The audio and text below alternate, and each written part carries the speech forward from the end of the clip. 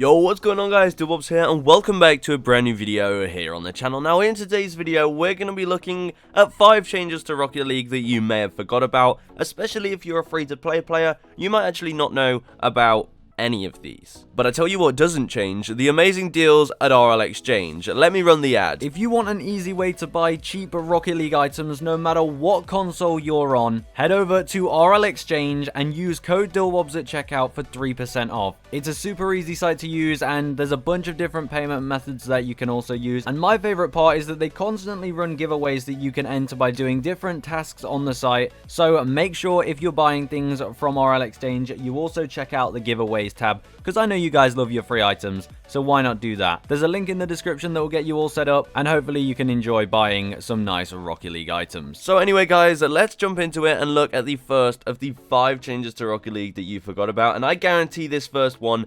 99% of you definitely forgot about this. Most of you probably didn't even play the game during this time, but you know when you go to customize your car, and you go to change the color, and you can change the accent color as much as you like. And if you go to the blue team, you can change your primary color so much. Like, look how many different colors we have. We have light greens, light blues, light purples. We have dark greens, dark blues, dark purples. And then these pastel-y colors at the top. And then if you go to orange team, you've got light yellows, light oranges, light reds, light pinks. And then you've got the pastel versions of all of those, and the dark versions of all of those, and really, we can make as many car designs as we want. We can match any wheel pretty much with all of these amazing colors. Well, back in 2016, I believe it was very, very early on Rocket League. This was the color options. We had to suffer, I kid you not. Car designing was in the bin, you couldn't do a thing, but I suppose there were less items around anyway during that time, so it didn't really matter.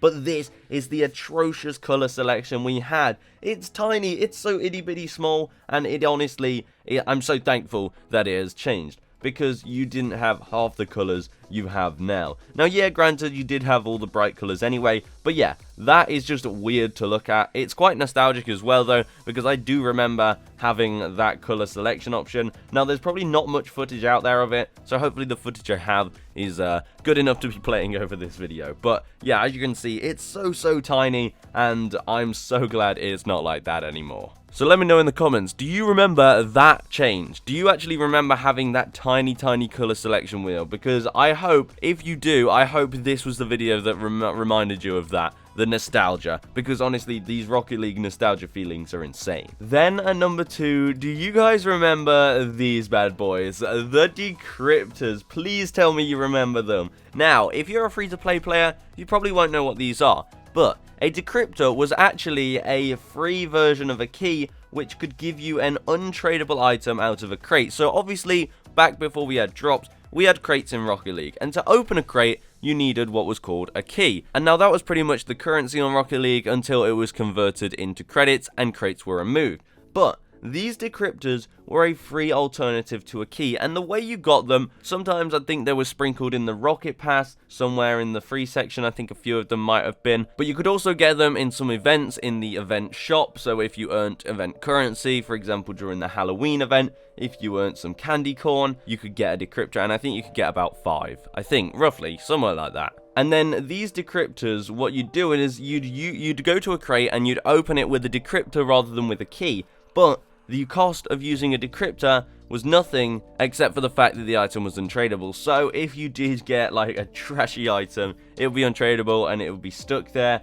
But if you got an insane item, you wouldn't be able to sell it, but you would have an insane item. However, I don't think that was too much of a problem, because I think you could start doing trade-ups actually with untradeable items as well as tradable items, but it would just mean the next item was untradeable, so you could use them in some sense. But that's Decryptors, and honestly, I love the look of them. Like, they look, it's like a little USB stick, it's like a little hacking device. I really like that. But during free-to-play, if you had any Decryptors, they were obviously useless because there were no crates. So Decryptors actually got turned into bonus gifts. Now bonus gifts look like this, and as you can see, a bonus gift was pretty much a decryptor just without the crate part, and it was just the crate part itself. So the bonus gift you'd open, and it would give you an untradeable item from pretty much anything in Rocket League. Like any item in Rocket League whatsoever, you could get from a bonus gift. So if you didn't use your decryptors like I didn't back in the day, because I was saving them for a big decryptor opening, like it was going to be awesome, but yeah, Rocket League went and killed that and gave us bonus gifts instead, which is basically the same thing anyway, but you could get any item, so it was really rare getting something you actually wanted.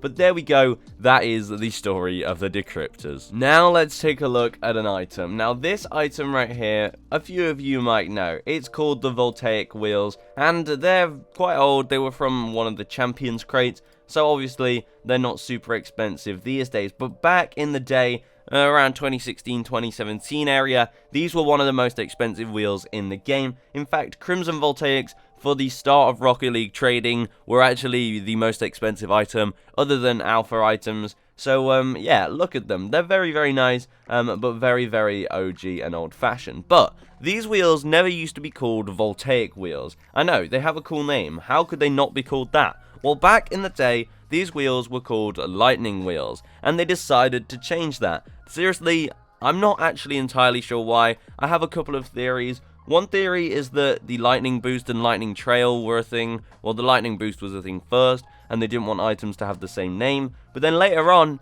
items these days, a lot of them have the same names. You have a lot of sort of Rocket Pass boosts and then Rocket Pass goal explosions that have the same name and things like that. Like, I'm pretty sure the Monsoon goal explosion is also a Monsoon boost. And there's also probably loads of other sort of things like that. Like, you do have a lightning boost and lightning trail. You have all sorts of items with the same name, but maybe back in 2016 they didn't want it, or 2017. I can't remember exactly when this change went into place, but I still remember Pick-a-Pixel opening crates and getting Crimson Lightning wheels, which was insane, and Forest Green Lightning wheels as well. I'm pretty sure he got them all. He did an insane job at opening crates back in the day. But yeah, the items weren't always called what you thought they were. Now let's stick with the items for number 4 here. Let's look at another item that had its name changed, because I think it's just funny hearing about these. Now, this car right here, you may have seen, you may not have seen. Not many people use it, but it's called the Sentio. Now the Sentio, you know, it looks like quite a nice name, a clean name, and look at the car. It does look really beefy and really powerful. I mean, look at those rocket engines on the back. Look at them, they're huge. You can tell this thing has a lot of power. You might even say that it has a V17 engine in. Yeah, does it go up that high? Who knows? But Rocket League actually named this car the Sentio V17. But then when Free-to-Play came out, I think it was around then, it just lost the V17 part of its name. Now, was that Epic Games saying, whoa, whoa, whoa, Sentio V17, bleh, that sounds horrible. You want a nice, clean, simplified version? Let's just call it the Sentio. This is literally the item naming version of the simplified logo meme. They just got rid of the V17 part. Now, maybe it was false advertising. Maybe this car didn't really have a V17 engine, and they would have got done for infringing that type of information. Who knows? No, but seriously, who knows why they got rid of it? It's not that important. It's not that deep. But it's a funny change, and I wonder if you noticed it, because if you played slightly before Free-to-Play, you might remember this as the Sentio V17. And then our 5th and final change to Rocket League. Do you guys remember the game mode Solo Standard? Now, anybody that does is probably thinking, oh yes, I remember it, and get that out of my face. Some people might have had a good impression of that thing, but to me, I started playing Solo Standard quite early on in Rocket League. I decided to play it because, you know, my naive little brain thought, hey, why you suck at the game? How about you put yourself in a very low rank in Solo Standard so that you're stuck there forever because, well, let me explain. So Solo Standard was a game mode where it was 3v3 Rocket League, and it was competitive, guys. This was a competitive mode. But what would happen is, it'd be 3v3, but nobody's allowed to queue as a party. You have to solo queue into the 3v3 game. So I guess it was just a place for people who want to solo queue and see, you know, find new teammates and see what they can get up to. But the problem is, if you played Solo Standard quite early on and got a low rank, for example, bronze or silver, because, you know, you decided to do it in the first, like,